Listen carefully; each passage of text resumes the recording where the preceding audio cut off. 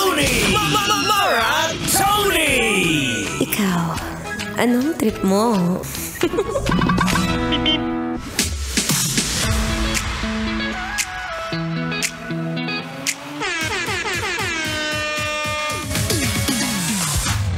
Yes! Ay, yes! Yes talaga kapag ka ganitong Biyernes na.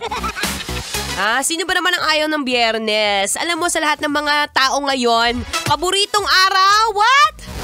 TGIF. Thank God it's Friday!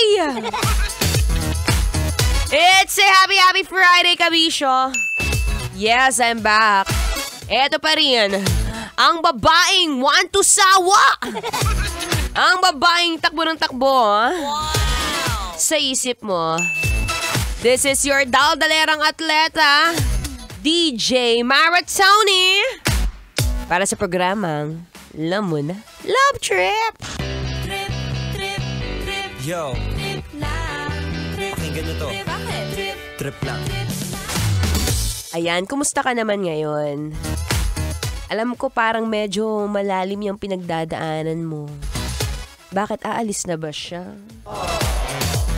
Magpapaalam na at hindi ka nababalikan kasi nga napabayaan mo na ang iyong katawan. Sabi ko sa'yo, kailan ka ba magiging yummy? Parang ako. Alam mo, sa panahon ngayon, kabisyo, dapat we get to be mindful.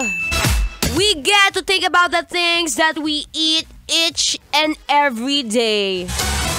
Alam mo, kanina, nag-campaign kami dyan sa may Cavite. At naghahanap kami ng mga kakainan. Isa sa mga restaurant na nakita ko doon. Ayoko bangatin yung pangalan, baka kasi, alam mo na. Ang nakalagay, Putok Batok Restaurant. Hindi yun yung pangalan niya. Nag-invento lang ako ng pangalan. Pero yung mga tinitinda niya, bagnet, sisig, balat ng litsyong manok na naubod ng kapal yung balat. Wala na masyadong laman. Sabi ko, kaya ko kayang kainin to. Sabi ko, this is the start of something new, Mara Tony. Tama ka na, wag kang kumain ng hindi healthy. Kaya ikaw, sige nga, matanong kita. Huwag ka na magkunwari, alam ko kung anong kinain mo kaninang tanghalian. Anong ulam? Masarap na? Kung luto naman ni Mrs., paminsan-minsan, masarap yung beef caldereta, tara. O kaya naman yan, sinigang na baboy, mas malaki pa yung taba kaysa dun sa laman. Anyway, pag-uusapan natin yan mamaya. Lalo na ngayon na marami sa atin ang hindi na masyado nagiging mindful sa mga kinakain. Oo nga naman, ang sarap naman kasi mag-Andy Samgyupsal kapag ganitong bagong sahod. Bukod sa Angli Samgyupsal, masarap din ang, alam mo mga Anli rice, diba? Kahit sa mga fast food chain, may mga Anli rice na. Grabe talaga ang Pinoy, ang hilig sa kanin.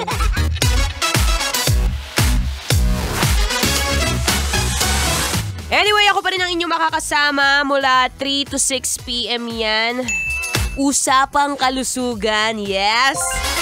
Gusto mo yon? Hindi lang basta boses ko yung naririnig mong maganda dito. Pati yung mga sinasabi ko maganda para dyan sa kalusugan mo, B. Sabi ko sa'yo, aalagaan kita dito, eh.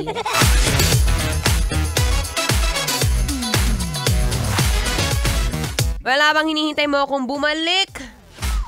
Dito ka muna, ha? Pakilakasan ang volume ng radyo. Dali. Habang umiinom ka ng tubig dyan. Here's another song brought to you by Maldita. Entitled Por Qué. Kailangan pa bang i-memorize yan? Basic.